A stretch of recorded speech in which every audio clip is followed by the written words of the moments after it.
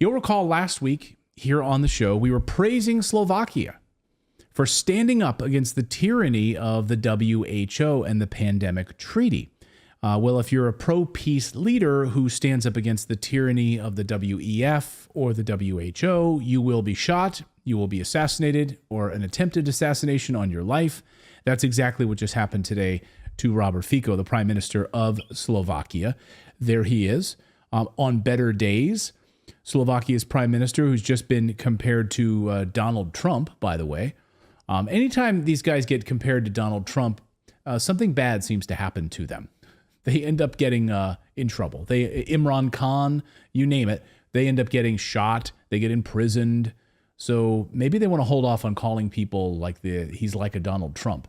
Viktor Orban, of course, they've been gunning for him as tough as they can. He is in critical condition right now, is the Prime Minister of Slovakia, after being shot multiple times. And listening to the footage, watching the footage, we're not going to show it here tonight because what will happen is YouTube will block us if we show it. You can seek it out on X if you want to see it. And you can clearly see the 71-year-old assailant firing multiple shots. Then his security guards finally carry him off the ground and carry the Prime Minister into the car and speed off to the hospital. That's what happened. According to the BBC, witnesses heard 3 or 4 shots. Again, I counted 4 shots. And he falls to the ground with chest wounds and a shot to the head as well. We'll have more details about that. It might have just been a grazing shot, but we definitely was in the chest and the stomach area. But what's interesting now is that we are learning that the security detail so there is the assailant. That is the 71-year-old assailant there. And he was shaking hands with people after he came out of a speech that he was giving. And the attacker then was swarmed by security guards, as you can see, and bystanders tried to hold him down. It was not multiple people. It was one individual. And what was interesting about his security detail, according to sources from the Office of the Protection of Constitutional Officials, the former head in Slovakia, says that his detail was not in order. And that when 4 or 5 shots are fired, someone is guilty. Someone in his security detail dropped the ball either on purpose or they're just completely incompetent. But you have a security detail of 4 or 5 guys, and there's no way, they said, that this guy should have been able to get off 5 shots, 4 shots. First shot, and they're standing right by the guy, by the way, in the footage. They're standing right next to the guy, and they allow him to keep firing. So what's going on here? And also, as he points out, the head of the Office for Protection of Constitutional Officials said, I didn't see anyone jumping in front of the Prime Minister, which is what you do if you're a Secret Service, or in Slovakia, the same thing. And he also said there should have been security detail inside the crowd on the other side of the metal barrier where the shooter was. So what's going on here? We do know now that he has been in surgery. The surgery is going to take many, many hours, multiple surgeries, because multiple of his organs were damaged in the gunfire, according to the hospital officials. And we now know that the shooter, here he is, this guy, I'll get to his name is Juraj. We now know that he told police the reason he shot the Prime Minister, according to TA3 News, is because he, quote, disagreed with the Prime Minister's government policies. So what do we know about this guy? Well, we do know that he's a 71-year-old liberal. He's a writer and activist. His name is Juraj Cintula. He writes liberal activist poetry. He also is a supporter of the pro-Ukrainian Slovak Party, the Progressive Slovakia. So he is pro-Ukrainian. And of course, the Prime Minister is anti-war and is anti-sending any aid to Ukraine as part of what NATO is doing. He's also anti-NATO, is the Prime Minister. So this guy disagreed with that. Thinks you should send money to Ukraine. You should be a NATO stooge. You should also, of course, not stand for the WHO. So here's where it happened, just to give you some frame of reference on a map. If you look in the middle of your screen, it happened in this town of Handlova. That's where he was giving this speech. And they flew him to Banksa, I don't know how to say this, Bankska by Strika, because it's very close by helicopter. instead of flying him all the way back to the left side of your screen to the capital of Bratislava. So they flew him right there, which was about an hour away, instead of flying him all the way back to Bratislava, the capital. And this is an area that he's well loved. I mean, this is an area of the country that he's well respected, well liked, has a lot of support here. So it's very interesting, and maybe that's why they chose this spot, or whomever was involved in choosing this spot. Was it the CIA involved in this? Just a question. It's very interesting how security detail would not be in order. Security guards moved away from the shooter, allowing him to get off 5 different shots. And you find a perfect stooge, a perfect intelligence stooge to carry out such a thing. Somebody who has grievances and who writes publicly online. So this assassination attempt came only days after the prime minister formally and publicly rejected the WHO, something we celebrated here on the show. We pointed it out. If you'll recall, we talked about Slovakia. Like, way to go, Slovakia.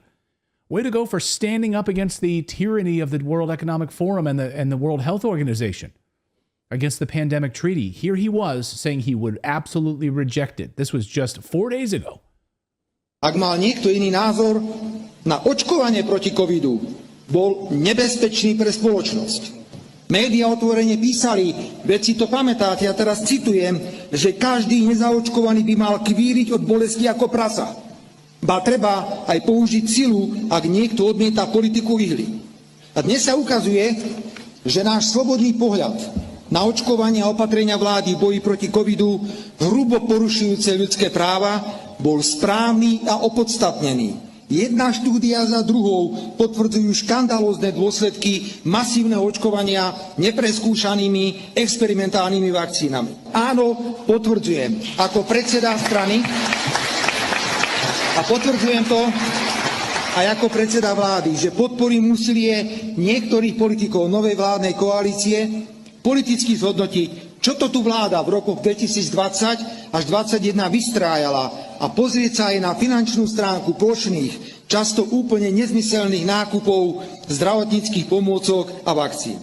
Rovnako veľmi jasne prehlasujem, že smer Slovenská sociálna demokracia nebude podporovať posilnenie právomocí Svetovej zdravotníckej organizácie na úkor suverénnych štátov pri riadení boja proti pandémiám. There you go. Huge applause for that. I will not, as Prime Minister, stand with the World Health Organization and these pandemic treaties taking away sovereign power from our government. I will not do it. I will not stand with that. He was the lonely voice, of course, calling out for the war, calling out against the war in Ukraine. I will not send aid. I will not send weapons. We will not send money. We will not be a NATO stooge. And of course, NATO had been really needling and really trying to push an influence inside of Slovakia for the past number of months, as Mike Benz has been reporting on that. So they've been absolutely trying to meddle and needle the prime minister, and now they got their man with an assassin's bullet. Here he is talking about, by the way, this is something you can't talk about.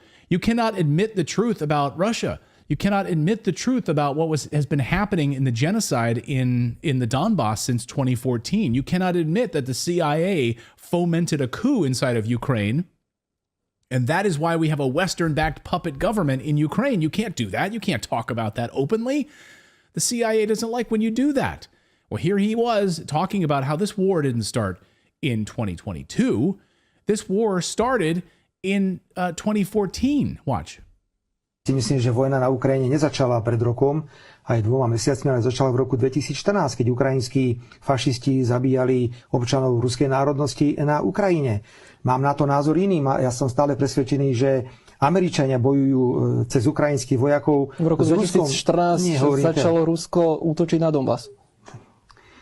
Všetko začalo vyvražďovaním alebo vraždami občanov ruskej národnosti zo strany ukrajinských fašistov. Prosím, neprekrúcajte už aj vy tu zase všelijaké údaje, ktoré sú. Yeah, can't say that. You absolutely can't say that. Viktor Orbán, another person who doesn't care at all what the West thinks of him, says, I was deeply shocked by the heinous attack against my friend, Prime Minister Robert Fico. We pray for his health and quick recovery. God bless him and his country. Also, just a few minutes ago, we did get word that President Putin of Russia just released a statement as well, and said that he was indignant to hear the heinous attempt on Fico's life. He said, quote, "I know Robert Fico to be a courageous and strong-spirited man. I very much hope that these qualities will help him to withstand this difficult situation," he said. Yeah, I mean, you just think about the long list of people, though, who've been, come out against this sort of government overreach. The in Japan, who was assassinated, Abe, right? I mean, they were calling him like Japan's Trump, right? Then he was killed. The same thing here. You're calling him, Slovakia's Trump. He gets shot. There's a long list of them right now, and it's really, really troubling in Latin America and in Europe. Look at Georgia right now. I mean, look at the country of Georgia, for instance.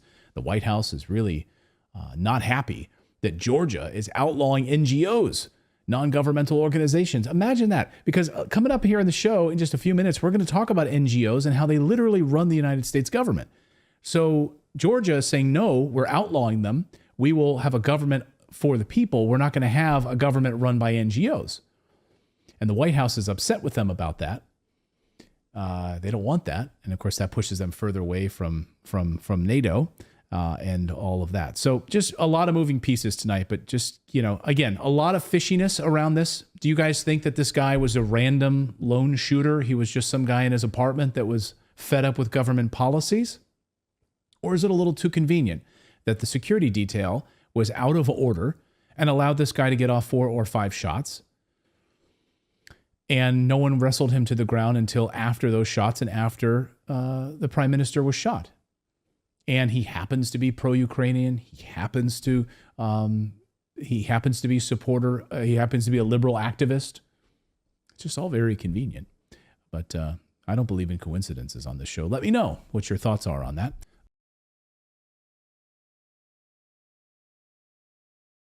The Prime Minister, Robert Fico, he's a man who ran his campaign. It was an underdog campaign. No one thought he was going to win. He ran his campaign on saying, we need to stop the Ukraine funding. We need to have peace. There's no reason why we should be supporting this proxy war. So he made that very clear. And unlike, Giorgia Meloni in Italy, he did not budge on those priorities upon actually entering office. So, I think, the Western governments may in fact try to find a way to blame Putin. But the fact of the matter is, whether the guy who tried to assassinate him, who did in fact shoot him, was just a nut job, or whether this was something more sinister, I don't know. We'll have to wait and see. But what's very clear is, if anyone would benefit, if we were to look at the cui bono, who would benefit from the assassination of Mr. Fico, of course would be those in the European Union, those who are pushing for more Ukraine funding, people like Joseph Borrell, people like Ursula von der Leyen. Of course, the United States and the United Kingdom would benefit from having this man gone. And it seems as though there's a strong coalition forming between Mr. Fico as well as Mr. Vučić and Orban in Serbia and Hungary, respectively. They mentioned that they're going to go visit Mr. Fico on his hospital bed as he recovers. And of course, as we all know, those two governments, Hungary and Serbia, are very close with the Russian Federation and are also pushing for peace and also trying to stop further sanctions and Ukraine funding. So who benefits? The West.